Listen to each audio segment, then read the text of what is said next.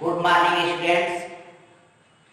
आज क्लास 10 में पोएट्री का जो लेसन 3 है द विलेज सॉन्ग, इसके बारे में आज हम चर्चा करेंगे। आज इसके बारे में आपको हम बताएंगे द विलेज सॉन्ग, गांव के गीत। इसको इस चैप्टर को सरोजनी नायडू ने लिखा है, यानी कि इसके जो रचनाकार है सरोजनी नायडू। इस जो विलेज सॉन्ग है इसमें ग्रामीण तरीकों पर बात किया गया है, यानी कि एक माँ अपने पुत्री से कुछ कहती है और फिर पुत्री उसका जवाब देती है। तो जो पहला स्टेंजा है इसमें जो माँ है अपने बेटी से जो कहती है, Honey child, where are you going? Would you cast your jewels all to the breeze blowing? Would you leave the mother who on golden grain has fed you? Would you bribe the lover who is riding on to wed you? ये पंक्तियों में यानी कि सरोजिनी नायडू जो कवित्री हैं वह कहती हैं, होनी चाहिए प्रिय बच्ची, होनी चाहिए प्रिय बच्ची, वेयर आर यू गोइंग, तुम कहां जा रही हो?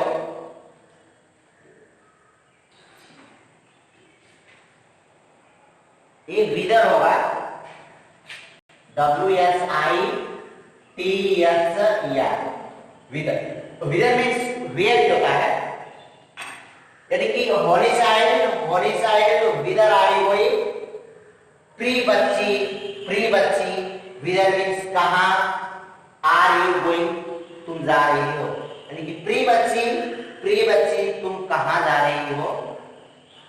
Would you cast your jewels on to the breezes blowing?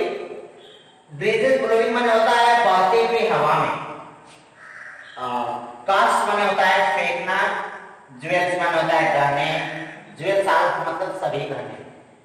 Would you cast, क्या तुम उछाल दोगी, फेंक दोगी, योर ज्वेल्स ऑल, अपने सभी गहने को, टू द ब्रीजेस ब्लोइंग, यानी कि क्या तुम अपने सभी गहने को बहते हुए हवा में फेंक दोगी? Would you leave the mother who on golden grain has fed you?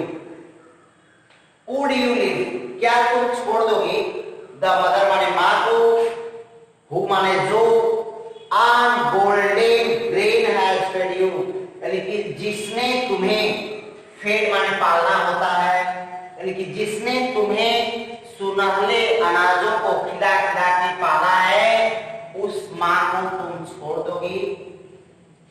Would you bribe the lover? Would you bribe, क्या तुम परेशान करोगी या दुख पहुंचाओगी, the lover माने प्रेमी को, who is riding forth to wed you? वेड माने होता है विवाह करना, राइडिंग माने घोड़े पे बैठ के, यानी कि क्या तुम उस प्रेमी को मायूस करोगी या दुख पहुंचाओगी जो घोड़े पर बैठकर तुम्हें विवाह करने तुमसे आ रहा है, उस प्रेमी को दुख पहुंचाओगी? इसको पुनः एक बार फिर से कहते हैं, यानी कि इन पंक्तियों में कवित्री जी, यानी कि एक माँ अपने पुत्री से कहती है, प्रिय बच्ची तुम किधर जा रही हो? Would you cast your jewels all to the breezes blowing? क्या तुम अपने सभी गहनों को बहते हुए हवा में उछाल दोगी या फेंक दोगी? Would you leave the mother? क्या तुम उस माँ को छोड़ दोगी, who on golden grain has fed you, यानी कि जिसने तुम्हें सुनहले जैसे अनाजों को खिला खिला के पाला है, क्या तुम उस माँ को छोड़ दोगी? Would you bribe the lover? दोगी या उस प्रेमी को दुख पहुंचाओगी who is riding for to wed you, यानी कि जो घोड़े पे बैठ के तुमसे विवाह करने के लिए आ रहा है, क्या उस प्रेमी को तुम दुख पहुंचाओगी? स्टेंजा 2 देखते हैं। अब देखिए स्टेंजा 2 में पुत्री अपने मां को जवाब देती है, मदर माइन, मतलब मदर माने मां, माइन माने मेरी मां, to the wild forest I am going, to the wild forest माने जंगल को, आई एम गोइंग जा रही हूं, मैं जा रही हूं। यानी कि बेटी अपने मां से कहती है कि मां मैं जंगल जा रही हूं, जंगल की ओर जा रही हूं। Where upon the champa both the champa birds are blowing, यानी कि जहां पे जो चंपा है, कलियां है, खिली हुई है। To the koel haunted river isles where lotus lies glistening, यानी कि जहां पे नदियों के टापू वाले स्थान पे कमल लहरा रहा है, खिला हुआ है और कोयल गीत गा रही है। The voice of fairy folk are calling me ocean, यानी कि जहां पर the voice मीन्स आवाज होता है, of fairy folk माने परियों की, यानी कि जहां पे परियों की आवाज आर calling me मुझे बुला रही है कि ओ लिशन, हे सुनो।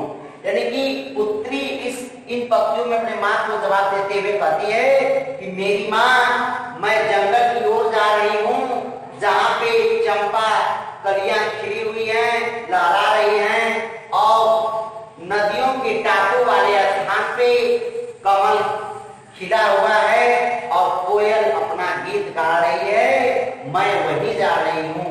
और जहां पे the voice of fairy fall, यानी कि परियों का झुंड are calling me O listen, हे सुनो, यानी कि जहां पर मुझे परियों का जो झुंड है वह मुझे बुला रही है कि हे सुनो, मैं मां वहीं पे जा रही। अब स्टेंजा 3 देखते हैं।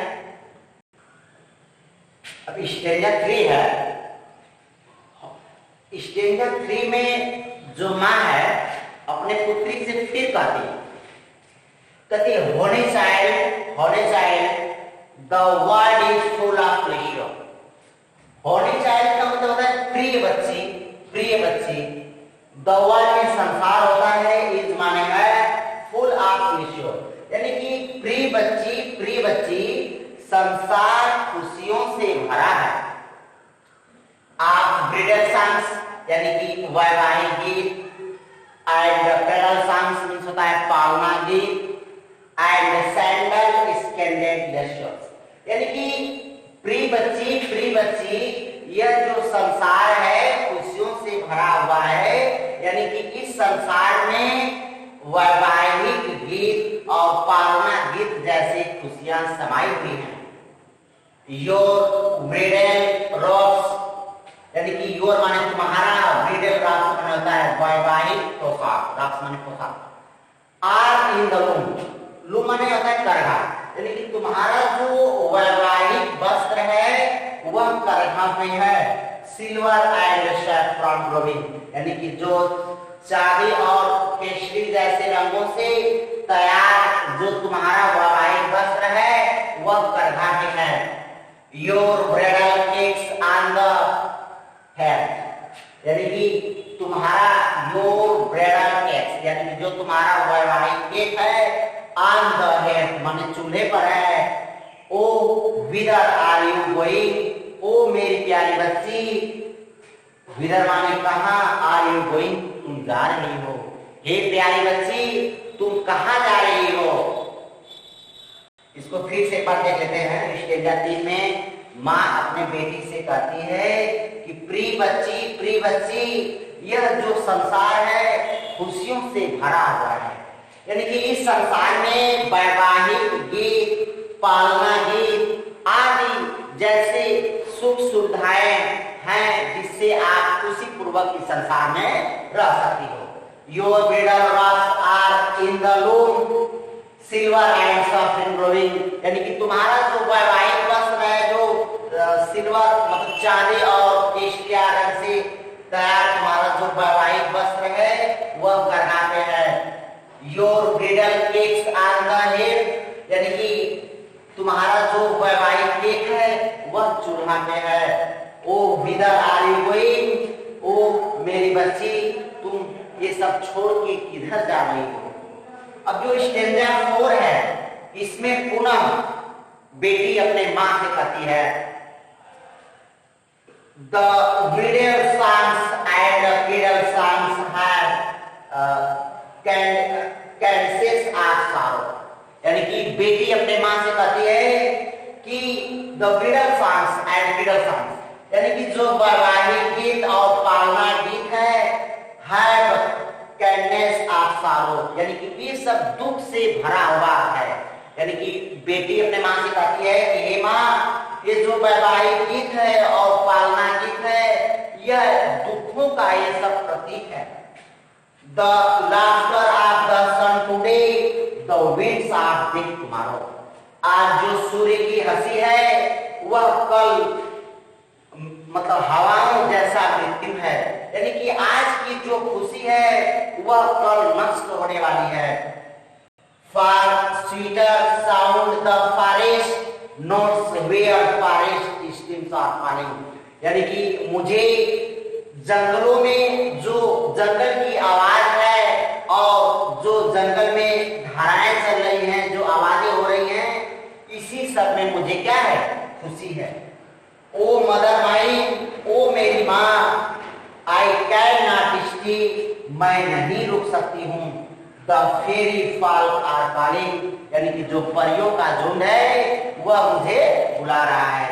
यानी कि इन पंक्तियों में जो बेटी अपने माँ से कहती है कि माँ, ये जो सांसारिक सुविधाएं हैं इन सबको छोड़ के मैं जंगल में जाना चाहता हूँ, और क्योंकि मुझे जंगल से और जो सुनसान स्थान है वह उससे मुझे बहुत ही लगाव है। और मेरी माँ, मैं अब तुम्हारे पास एक क्षण भी नहीं रुक सकती, क्योंकि जो परियों का झुंड है वह मुझे अब बुला रहा है।